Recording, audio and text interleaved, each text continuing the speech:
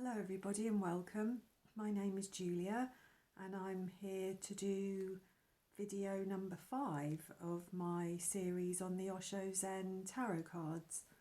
And I'm going to shuffle the deck and I'm going to draw a card and we will look at it in a little bit more depth. I've had this deck for quite a lot of years actually, probably 10 years. And I've used it on and off over the years, but I've never really looked that in detail at the guidebook, at the Zen Buddhism aspects. So much of these cards, the pictures on them are so expressive and descriptive, it's often just felt that I didn't need to. But I thought it would be nice to look at them in a bit more depth. So, for video number 5, we have projections. Oh, that's a good one. That's a blue diamond, so that must be mastery of emotions, and card number 7, so 7 of cups. That would be, which in the Rider-Waite deck is all the different things sat on the clouds, the choices to be made. Yeah. In this card, we can see two people facing each other, and then kind of like they're a cloud-like projection of themselves coming out as well. And so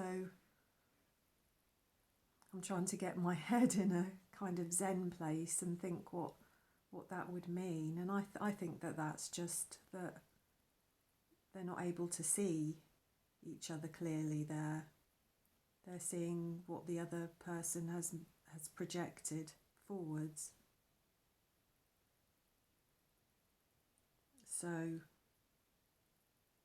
you would not, like in the 7 of Cups, you would not be able to make an accurate, it would be difficult to make a choice. It would be difficult to tell the truth of things.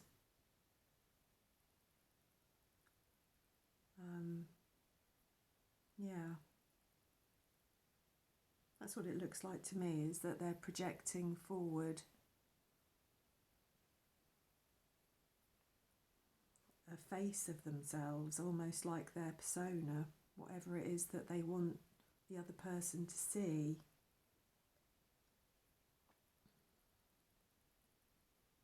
Or they're trying to project something onto the other person.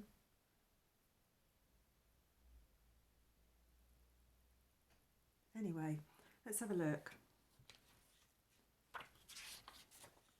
So if that's mastery of emotions, that is page 110. So the man and the woman in this card are facing each other, yet they're not able to see each other clearly. Each is projecting an image they have constructed in their minds, that's what I said, covering the real face of the person they are looking at. So this goes further actually than what I said. This cloud-like image is what the other person has projected onto that person. It's the relationship mirror, isn't it? All of us can get caught up in projecting movies of our own making onto the situations and people surrounding us. It happens when we are not fully aware of our own expectations, desires and judgments. Instead of taking responsibility for them and owning them, we try and attribute them to others. I did a short video about this very thing, about the relationship mirror, where often the things that we are most irritated by or upset by, the behaviours in other people, are often things that we're projecting outwards because They're things in ourselves, they're things that we fear and we don't want to look at and we don't want to acknowledge. A projection can be devilish or divine, disturbing or comforting, but is a projection nonetheless. A cloud that prevents us from seeing reality as it is. The only way out is to recognise the game. When you find a judgment arising about another, turn it around. Does what you see in others really belong to you? Is your vision clear or clouded by what you want to see? As I said, the relationship mirror. Osho goes on to say, in a cinema hall, you look at the screen, you never look at the back. The projector is at the back. The film is not really there on the screen, it's just a projection of shadow and light. The film exists just at the back, but you never look at that and the projector that is there. Your mind is at the back of the whole thing, and the mind is the projector. But you always look at the other because the other is the screen. When you're in love, the person seems beautiful, no comparison. When you hate, the same person seems the ugliest. You never become aware of how the same person can be the ugliest and the same person can be the most beautiful. So the only way to reach the truth is to learn how to be immediate in your vision, how to drop the help of the mind. The agency of the mind is the problem, because mind can create only dreams. Through your excitement, the dream starts looking like reality. If you are too excited, then you are intoxicated, and then you are not in your senses. Then whatsoever you see is just your projection, and there are as many worlds as there are minds, because every mind lives in their own world.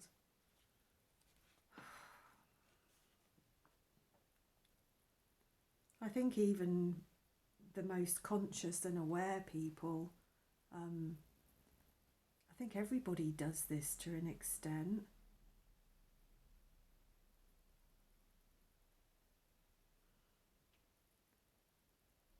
I think, just the very act of falling in love, of developing a new relationship, a new job, anything really that you feel excited about, you become intoxicated with in a way, and that distorts your senses, and it's like you make a story in your mind about this thing that you then project outwards.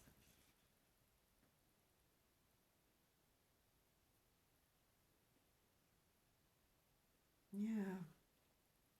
This is about being aware of your ability to project your expectations and your desires outwards onto other people.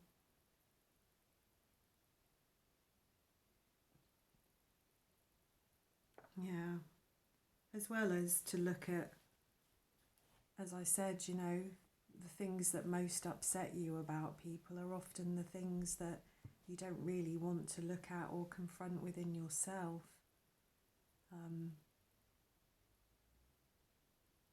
Well, I think whenever something causes a feeling of disharmony within you about another person, the correct thing to do always, to begin with, is to look at yourself and to think, what is it about me that might be bringing this up?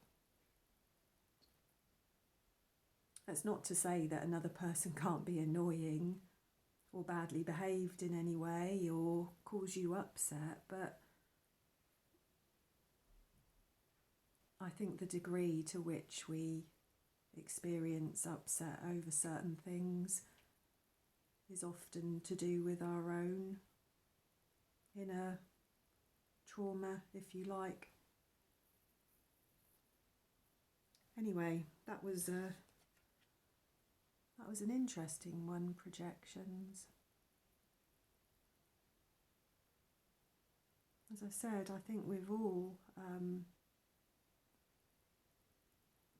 formed a story or a film in our mind about a person or a situation or something that we might want to happen, and when reality finally hits, it can be quite devastating. So this is about being aware of your motives, aware of your expectations of other people and yourself. Yeah, there you go. I hope to see you again soon with number 6. Thank you.